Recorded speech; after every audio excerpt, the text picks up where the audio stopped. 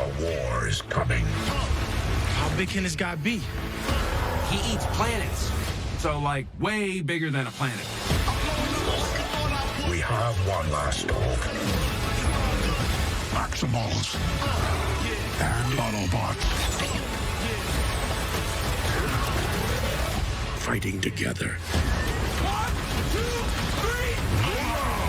Transformers: Rise of the Beast. This film is not yet rated. What's going on, guys? RBG here, hitting you with a TV spot breakdown for Transformers Rise of the Beast. I thought it would be cool if I do these for those who want to know the context to scenes that are briefly shown off in these 30-second clips. There's obviously a lot going on in these things, especially since the marketing team over at Paramount are pumping these out to get fans hyped, because we're just less than a month away from feasting our eyes on the debut of the Maximals and Predicons, and above all else, we're going to be getting a proper presentation of the big evil planet eater himself, Unicron. Like, everything is looking accurate to what we once saw in the original series. Transformers Bumblebee effectively rebooted the movie continuity to accommodate cartoonier Transformers designs and a light-hearted and retro sensibility. However, this prequel/reboot struggled to dominate the box office, and with Transformers Rise of the Beast going all out with the $200 million budget compared to Bumblebee's $100, you just know Paramount and Hasbro are eager to bring those fans who left the franchise back around. And I feel like we have the potential to get there. I don't think it's going to hit that $1 billion box office club like Transformers 3 and 4, but hopefully it can pull in something closer to Transformers The Last Knight. Anyways, I wanted to put the focus on the main two characters in this video, those being our human protagonist Noah and his Autobot partner Mirage. As opposed to Bumblebee playing the buddy bot in every installment, Paramount and the writers are switching it up a bit.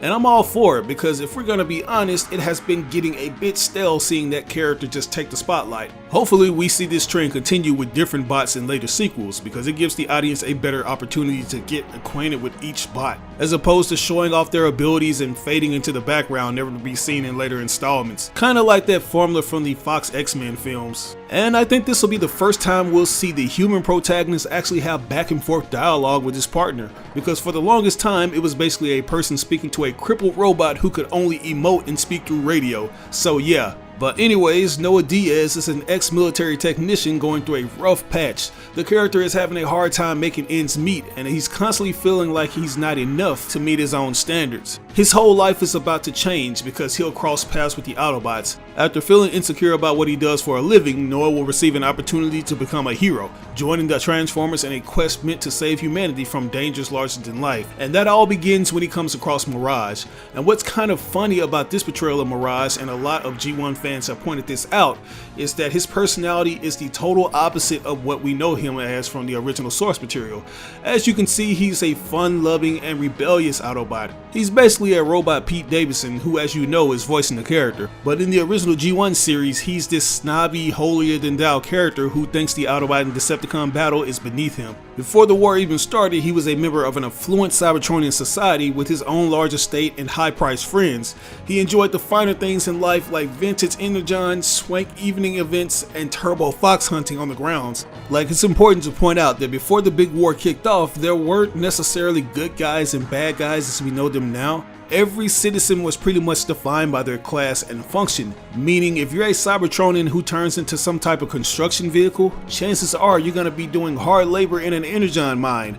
Meanwhile, characters like, say, Blur would be this big celebrity that's known for his speedy racing abilities, and Mirage kind of falls into that category.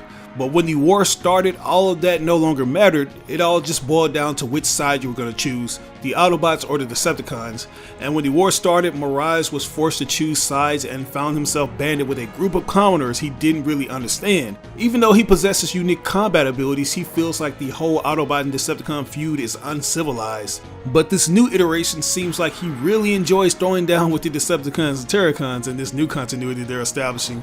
And unlike his Bayverse counterpart, who doesn't quite get along with humans, this newer version does. Obviously, since he's going to be taking the spotlight from Bumblebee, Paramount wants to make him draw more to kids. And his upbeat personality is going to pull his human partner Noah out of the slump he's been in after leaving the military. But besides all of those different changes, he still possesses some of his signature abilities, while others haven't been shown off yet, at least not in the trailers we've gotten. As you can see, he can create holographic duplicates of himself. Something worth noting though is that this ability has always been mired in a little confusion. Usually when it comes to holograms, most longtime G1 fans think of Hound. Other than a couple instances in the 80s cartoon, they rarely showed Mirage doing this, and whenever he did do it, there were specific things that caused it to happen. He possessed something called a photon or electron disruptor, which allowed him to scramble the senses of other Transformers, causing them to see images that weren't really there, or he could just use it to make himself turn invisible. But in the movie, it looks like it's gonna be this light bending technique that doesn't only trick Cybertronians, it also tricks the naked eye of humans. Like in this scene where he meets up with Noah and ends up in a high-speed chase where he uses his holographic ability to lose a cop. And in one of the most recent TV spots, we see him use the ability while in robot mode. Like, you just know he's gonna be using this ability in a lot of cool ways to throw off his enemies. And I'm not gonna rule out of the possibility of him using his cloaking mode. But moving on, we gotta talk about the exosuit for Noah Diaz. This thing has been shown off briefly in multiple trailers and TV spots, and in all honesty, it makes me look forward to seeing the character even more. Like, I know those are fighting words to fans who absolutely despise humans taking away a lot of the screen time from the characters the movies are titled after, and understandably so, I would be mad at myself for saying this too, especially if these shots were nowhere to be found in any of the promotional material. But man, I'm just pumped and surprised that the writers would even go the extra mile and include the exosuit in Transformers Rise of the Beast. If you're familiar with the '86 Transformers animated movie, you instantly recognize where they were going with this new armor Noah was rocking. The exosuits were basically powered armor typically used to protect the wearer from hostile environments such as the vacuum of space, deep underwater, and the middle of a battle between warring factions of giant robots. Earlier in that film, we saw Spike with Wiki wearing one, and later on we see RC give one to Spike's son Daniel to allow him to keep up with the Autobots in case anything kicks off with the enemy Decepticons. But they were very clunky compared to the one we see Noah using in this movie. Some of you probably see me marking out during my reaction to the recent trailer where Mirage tells Noah to quote-unquote take the wheel, and upon my first viewing I suggested that this could possibly be a Godmaster armor because it actually looks like that armor compared to the classic exosuit. It's almost as if they're taking different armors from all the TF lore and mixing them together. But anyways, the Godmaster suit was originally known in the comics as a Power Master. It was originally created by the Nebulons, which were this race of humans that lived without war for thousands of years on their home planet of Nebulos. They wore this special tech that allowed them to transform into engines for their Transformer partner by using their own bioenergy. However, in the Japanese version of the G1 cartoon, it would be retconned to Godmaster armor.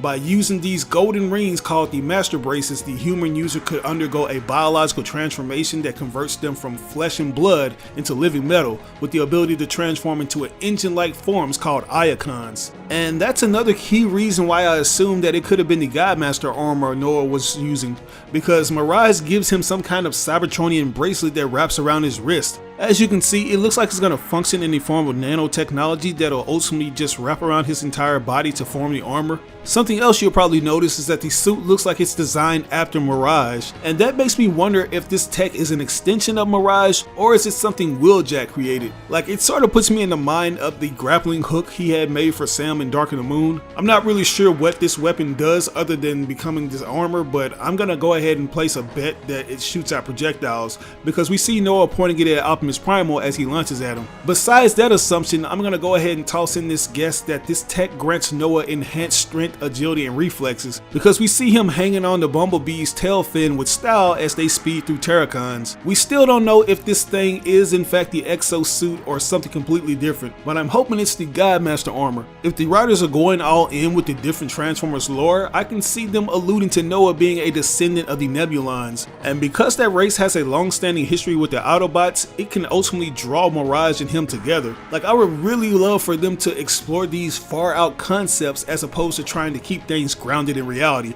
To this day, I still don't know what was the point of giving Cade Yeager this Knight of Iacon talisman that can move freely across his body, but all it becomes is a sword as opposed to complete knight armor. So this is an opportunity for this new continuity to actually take it there and not pull any punches. But anyways, that's all I have for you guys today. As I said at the beginning beginning of this video, I'll try to cover each TV spot that comes out and do a breakdown on it, so be on the lookout for that. But until then, I want to know what you thought about this one. As always, I asked you like or dislike the video. It doesn't have to be a thumbs up, it can be a thumbs down. But if you truly enjoyed the video, it would help me out tremendously if you shared it with all your friends and followers on all the different social media outlets. Sharing really makes a difference. But once again, this is your boy RBG signing out on another video. I'll catch you guys later. Peace out.